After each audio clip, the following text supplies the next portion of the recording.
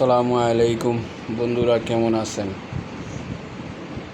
একটু আগে আসলাম অফিস থেকে এসে গোসল টোসল করলাম, কইরা বসছি। মন চাইলো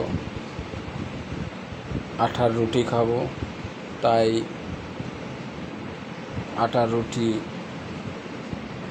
বানাচ্ছে আমার ফ্যামিলি।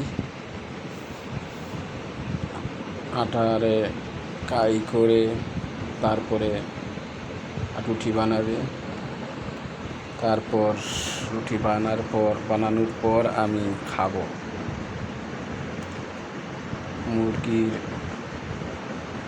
দিয়ে খাবো। আমার ফ্যামিলি আবার রুটি খুব সুন্দর করে বানাইতে পারে, পাতলা কইরা খুব সুন্দর করে বানাইতে পারে।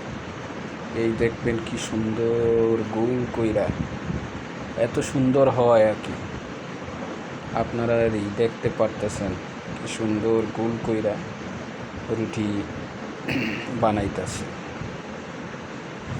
আসলে আমরা তো থাকি বাসা বাড়িতেই থাকি, ভাড়া বাসায় থাকি, তো এখানে কত কিছু মন চায় খেতে, তাই আজকে আটার রুটি খাবো।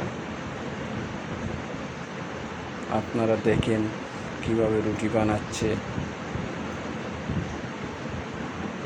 এই বানানির পর আবার চুলায় নিয়ে এটারে